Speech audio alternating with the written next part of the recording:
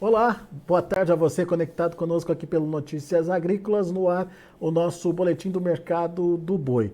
A gente tem aí um movimento de alta nos preços, que começou na semana passada, e a expectativa é de que se consolide ao longo dessa semana. A gente tem redução de escala, a gente tem vendas mais significativas aí, tanto no atacado quanto no varejo. Isso tudo tem ajudado a trazer um cenário mais favorável para os preços. Mas daí tem a tal da segunda quinzena do mês. Será que muda alguma coisa? Será que temos alguma perspectiva nova para essa segunda quinzena? Enfim, o que esperar de preço da arroba, de preço da carne bovina? Quem nos ajuda nesse entendimento é o meu amigo Iago Travagini, lá da Agrifato. Seja bem-vindo, viu, Iago?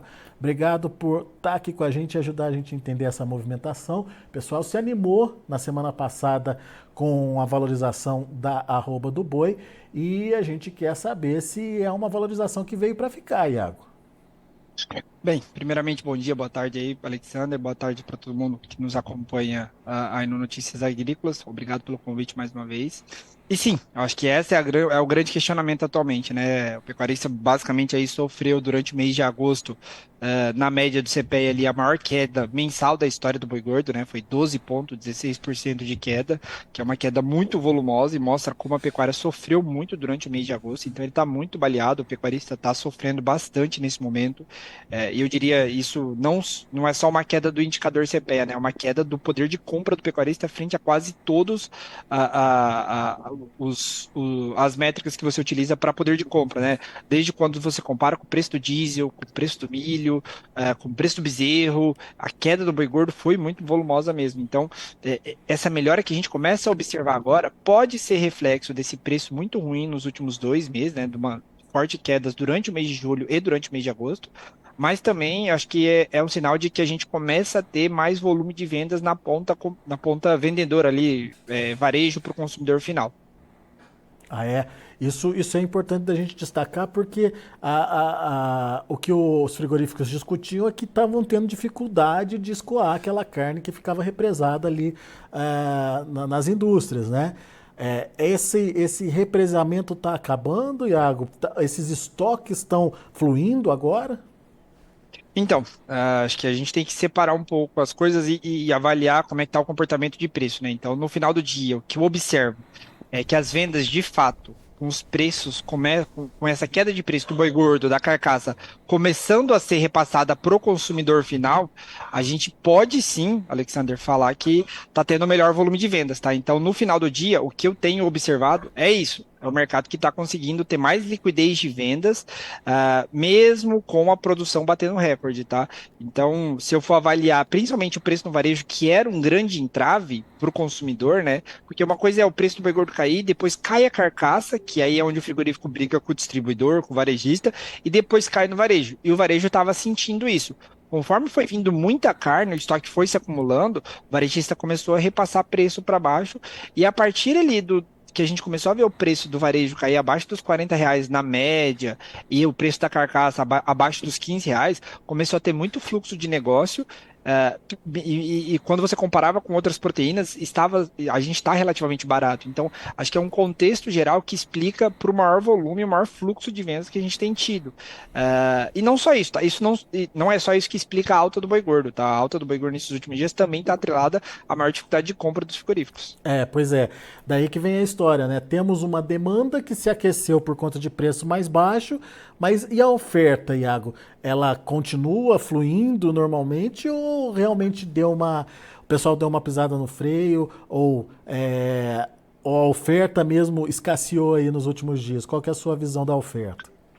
Bem, vamos lá, só para comparativo, né? A gente fecha, só para trazer aqui para todo mundo, a gente fecha o mês de agosto com a maior produção de carne bovina da história do Brasil. É a maior produção de carne bovina da história do Brasil. Eu estou falando de mais ou menos 800 a 850 mil toneladas de carne bovina produzidas durante o mês de agosto de 2023. E sem sombra de dúvida, ainda que o IBGE não tenha soltado esses números, eu posso garantir para você que essa vai ser a maior produção de carne bovina da história do Brasil. Com isso em mente, a gente parte para o mês de setembro, o que tem acontecido nessas últimas semanas. Se a escala lá, durante o mês de agosto, e com essa produção recorde, batia 12, 13 dias, e muito porque o pecuarista também aceitou entregar durante esse momento, agora essa mesma escala, que a gente fala tanto para São Paulo quanto na média Brasil, está em 9, 8 dias, o que é uma escala relativamente confortável, mas que vem reduzindo fortemente nessas últimas 2 semanas. Então, o contexto atual é bem mais restritivo do que a gente vinha em agosto. E isso explica o que está acontecendo com o boi gordo. Então, assim, o pecuarista está fazendo um jogo mais duro, e aí pode ser sim reflexo daquele julho muito fraco, daquele processo de queda que a gente começou a ver a partir de julho, né? Você desacelerar o processo de engorda, porque você não tinha preços vantajosos. Então, por isso, a gente pode estar vendo sim uma restrição de oferta, tanto porque o pecuarista está mais duro nesse jogo, quanto também por ele estar desacelerando o processo de engorda. Um animal que ele engordava em 90 dias, ele passa a engordar em 120, em 150, para reduzir o custo de nutrição, para a conta poder fechar. Acho que é um conjunto de fatores que está explicando essa oferta que está, sim, mais restrita nesse momento. Interessante isso. Só repete para mim os números. Agosto tem a maior produção de carne com quanto? Qual o volume, Iago? A gente está estimando entre 800 a 850 mil toneladas de carne bovina sendo produzidas no mês de agosto, tá? No Só para mês de ter uma agosto. referência. Só no mês de É, agosto. isso, só para ter uma referência de volume, né? Isso é basicamente o que o Uruguai produz em um ano. Rapaz, em um mês a gente conseguiu produzir o que o Uruguai produz em um ano.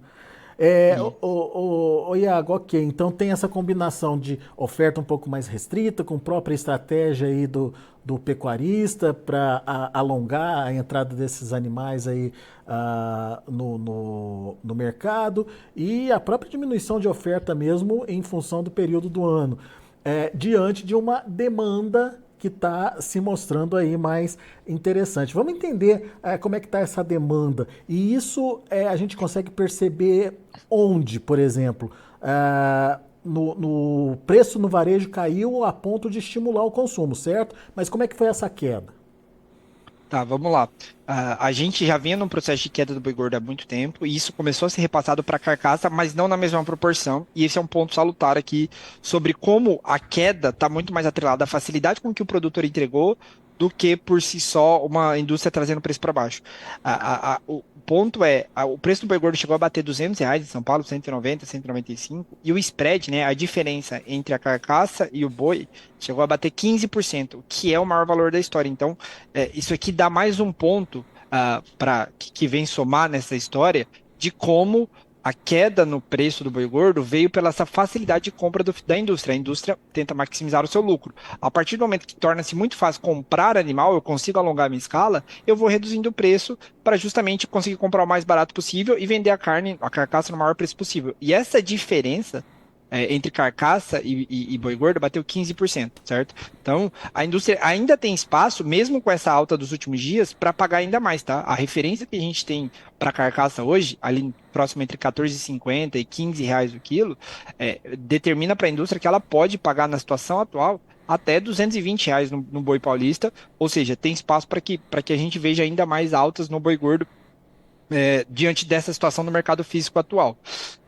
Um ponto muito interessante é que o preço do boi gordo veio em queda, a carcaça veio em queda, não na mesma proporção, e o varejo também veio em queda. E por isso que a gente começa a ver relatos cada vez mais constantes que o volume de vendas cresceu. Se eu tenho a maior produção da história, eu preciso alocá-la em algum lugar. Como a exportação, apesar de recorde, não está assim levando toda essa produção excedente, ela está sendo alocada no mercado interno. Como começou a sobrar estoque, o preço reduziu. E aí a gente vê o varejo paulista fechando o mês de agosto com a maior queda dos últimos. Até falei de 2023, Alexandre, mas é a maior queda dos últimos 10 anos. O preço da carne bovina no varejo caiu 5,99%, né? 6% no comparativo mensal. E atingiu o menor preço desde fevereiro 21. Então, no conjunto da obra, a gente vê que está tendo repasse de preço. Não vai ser na mesma proporção, o boi gordo cai muito mais, até pela facilidade com que o frigorífico teve para comprar aí durante esse último mês, mas essa queda começou a ativar consumo, tá? Começou a trazer o consumidor mais para a carne bovina, a ponto da gente falar que até mesmo durante o início da segunda quinzena do mês, não se cogitou queda da carcaça. porque o estoque foi relativamente enxugado. Olha que interessante. Quando a gente tem um preço mais justo cobrado lá na ponta compradora, lá na ponta compradora, o consumidor aparece e consome esse produto, né, Iago? Da mesma forma, quando você tem aí uma restrição de oferta, você consegue melhorar os preços da arroba. Agora, mercado futuro hoje está bombando de novo. Será que temos outra rodada de alta para acontecer, Iago? Assim, Alexandre, é possível. Eu não descartaria essa probabilidade, né, da gente ver alta contínua no preço do boi gordo, pelas condições que o mercado se encontra atualmente. Como eu trouxe para você, né, a gente está falando de uma maior dificuldade das indústrias em continuar comprando nos preços atuais. Então, basicamente, quando a gente fala isso, é que o chicote meio que trocou de mão, né? Então, o pecuarista tem o poder agora para tentar enxugar. E a gente sabe que o pecuarista normalmente aguenta alta, né? Então, ele vai estar sempre tentando forçar o mercado para cima. Assim como esse chicote ele estava do lado da indústria e ela fez margem diante das condições que o mercado tinha, eu venho trazer para o pecuarista aqui que sim, hoje a indústria tem margem para pagar facilmente até R$ 220, assim, isso olhando no mercado básico, não estou falando de China, não estou falando de premiação nem nada, estou falando de mercado interno. Tem espaço e spread, quando eu olho para a carcaça, tem espaço para que isso avance ainda mais, é, em preço, e eu acho possível sim, tá? Como o mercado está muito volátil, principalmente a bolsa, eu estou falando de quedas de R$ 60 em 60 dias, eu acho que é bem possível que o mercado entregue essa volatilidade para cima também. Então, pode ser sim, que a gente veja mais uma rodada de alta aí para o preço do boi gordo nesses próximos meses. Não é garantia, aqui é um exercício talvez de futurologia, que a gente tem conversado com nossos clientes aqui, é sim sobre pensar em hedge, olhar para esses animais do último trimestre com carinho para travar eles, mas existe possibilidade que sim, avance mais. Hoje você falou dessa possibilidade do frigorífico estar pagando 220 aí pela arroba. Hoje está quanto, Iago? Hoje a nossa referência circunda ali para São Paulo, né, próximo das casas 205, 210 como média, tá? Como preço médio. Uhum. Mas, como eu te pontuei, né, o frigorífico ele tá vendendo a carcaça num preço mais elevado e consegue um spread que normalmente ele não consegue, né? O spread que eu falo é a diferença entre a carcaça e o boi gordo, Uhum. que historicamente fica ali entre mais 2%, a gente está falando de quase mais 5%, e na semana retrasada, né, era mais 15%. Então, existe espaço para que ele pague esses 220 no que ele está pagando 210 na média hoje. Muito bom. Interessante aí essa análise e essa possibilidade, né? Ou esse espaço para novas altas aí acontecerem. Como disse o Iago, não dá para dizer que vão acontecer, mas tem todo um clima favorável aí para essa renovação de patamar de preço.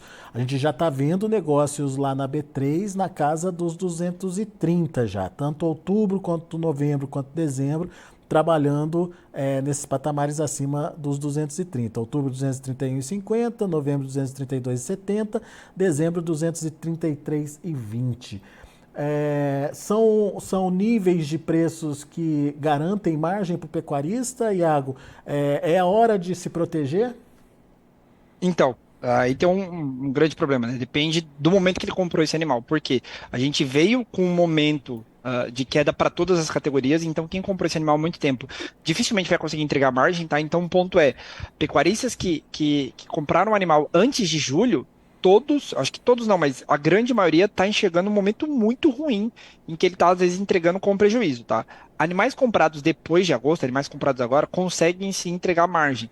Então, acho que vale a pena salientar isso. Se ele consegue comprar um animal mais tardio, né, que ele está conseguindo comprar, botou esse animal para dentro depois de agosto, depois de setembro ali, é, a gente consegue sim enxergar a margem para esses animais.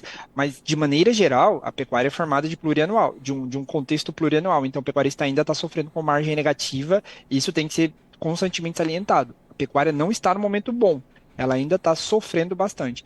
Então, a gente até consegue enxergar margem, a gente tenta definir várias estratégias aqui, mas a grande dificuldade é os animais pré-julho e junho de 2023, que vieram mais caros e, consequentemente, estão pegando um momento muito ruim. Mas é isso. Muito bom. O José Mendes está perguntando o seguinte aqui para a gente no nosso chat, aqui na nossa interação. Está perguntando por que continua subindo nos próximos meses e o que você espera para o dezembro, Iago? Tá, vamos lá. Historicamente, tá, a gente caminha agora, isso aqui já é olhando para números. o último trimestre do ano, e principalmente a partir da segunda quinzena de outubro, começa um aquecimento de preparação para as festividades de fim de ano. Então, você coloca festas de fim de ano no Brasil e festas de fim de ano lá na China, que hoje é o nosso maior consumidor, e aí eu já jogo para janeiro e fevereiro de 2023, que é o ano novo chinês. Essa conjunção de fatores leva a demanda a se acelerar. E aí, quem se prepara para isso, as indústrias, no caso, precisam abater e tem maior demanda durante ali, segunda quinzena de outubro até o final do mês de novembro. Então, sim, espera-se uma demanda mais forte. Isso já está sendo precificado na bolsa, tá? Lembrando que o CPEA fecha 210 ali na semana passada e o mesmo preço para dezembro é 235, ou seja, já está sendo projetado uma alta. Particularmente, a gente acredita que o mercado vai ficar firme durante esse último trimestre do ano, mas, mais uma vez, a dificuldade é justamente mensurar isso. Se o padrão histórico vai se repetir. Ele não se repetiu durante o mês de julho e agosto. Julho e Pois é. agosto não costumavam ser meses com quedas históricas ou as maiores quedas da história. Você até vinha quedas, mas não via nessa intensidade que foram. Então, acho que pro nosso internauta aí, o que vale é tem sim espaço para melhora de preço, mas o ideal é buscar esses mecanismos para não passar apertado, né? Não sofrer e ter margem negativa por acreditar que o preço vai continuar subindo ad eterno. Tem história para isso, né? Como você bem lembrou, as demandas de final de ano sempre são mais agressivas, são sempre mais positivas aí, mas enfim, cada ano está sendo uma surpresa aí para a pecuária e não dá para contar que a história vai se repetir esse ano. Então, Perfeito. prevenção é o melhor remédio aí nesse caso. O João de Lima diz o seguinte: com essa queda e o grande número de abate de fêmeas, seria fácil dizer que o aumento será inevitável. Os frigoríficos estão em cima em compra de contratos futuros com preços bem baixos. Pelo que eu entendi, ele está dizendo que o grande número de abates já aconteceu, né? E que agora o movimento de recuperação dos preços seria inevitável aí. E um dos sinais disso é que os frigoríficos estão querendo fazer contrato futuro com preço bem baixo, Iago. Será que faz esse contrato com o frigorífico aí? Então, é possível, tá? A gente tem visto, observado esse sentimento sim, só que um ponto a- o abate de fêmeas, ele não acontece só em um mês, ou só em um semestre, ou só em 2 semestres. O abate de fêmeas é um processo, tanto da parte de retenção quanto descarte, que costuma durar 2 anos. Então, é sucessivos meses em que a gente vê um abate de fêmeas acima da média histórica.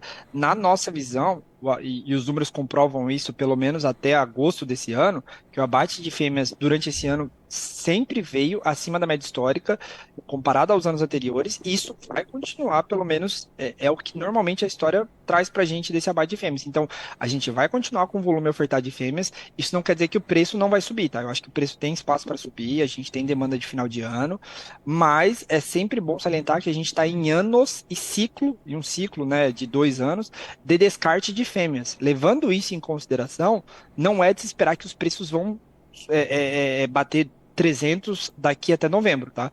Justamente por isso, porque a gente ainda tem um estoque que foi formado lá em 2021, quando tinha música sobre pecuária, quando a pecuária todo mundo falava que dava muito dinheiro. Então, se eu volto no passado, eu consigo encontrar respostas para esse momento que a gente vive hoje. Mas se eu olho para o futuro também, e principalmente de longo prazo, se eu estou abatendo fêmeas hoje, é de se pensar que lá em 2025, essas fêmeas que estão sendo abatidas hoje já não geram bezerros, e esses bezerros não aparecem em 2025, 26. Então, sim, se eu olho lá para frente, a gente encontra espaço para alta que vai ser inevitável. Agora, nesse curto prazo, a gente ainda está dentro de um contexto de descarte de fêmeas. Então, o preço até pode melhorar, mas ele ainda vai melhorar abaixo da inflação. Boa. Muito boa análise, Iago Travagini, trazendo aqui para a gente, principalmente nesse momento de retomada do movimento de alta. Tudo indica que temos um cenário, sim, positivo para os preços. Vamos esperar pela concretização desses novos patamares aí que estão chegando. Como o Iago disse, não dá para esperar explosão de preço, mas ajustes diários aí a gente já tem visto acontecer e, quem sabe, ganha mais fôlego ao longo dessa semana. Vamos esperar para ver. E a boa notícia é que está chegando aqui na ponta consumidora também essa carne mais barata. A agosto, segundo o Iago, registrou o menor preço desde fevereiro de 2021. e a gente tem aí uma condição de escoar melhor essa carne diante de um aumento de oferta que aconteceu e vem acontecendo aí nesse contexto de ciclo pecuário da pecuária brasileira agora em 2023. Obrigado, Iago. Volte sempre. Mais uma vez, Alexander, obrigado pelo convite e até a próxima. Até a próxima. Obrigado também ao Zé Mendes, ao João de Lima, o pessoal que está participando com a gente aqui no YouTube. Lembrando que a gente precisa aí da ajuda de vocês. Vocês que estão conosco aí pelo YouTube, não se esqueçam de fazer a sua inscrição no canal oficial do Notícias Agrícolas aqui no YouTube. E deixe lá o seu joinha, o seu like. Isso é importante para ajudar a gente a distribuir melhor as informações, para que essas informações possam chegar a outras pessoas também. Combinado? Obrigado pela audiência e deixa eu passar agora os números, né, de andamento das negociações no mercado futuro, que também tem um dia de reação, uma reação até significativa. Vamos ver? Olha aí na tela, o setembro subindo 2,62%, R$ 223,45. O outubro, R$ 231,05, alta de 2,33%. Novembro, R$ 232,70, subindo 1,97%. E o dezembro, R$ 233,00, 1,52% de alta. Portanto, a maior parte dos contratos já acima dos 230. O indicador CPEA trabalhando também com alta de 4,75% a R$ 213,70. O indicador é da última sexta-feira. Vamos ver se ele mantém essa tendência de alta também. O indicador sempre é divulgado no final do dia, quando se faz a média, depois de se fazer a média aí das negociações no estado de São Paulo. São esses os números do mercado do boi gordo. A gente fica por aqui. Agradeço a sua atenção e audiência. Continue com a gente.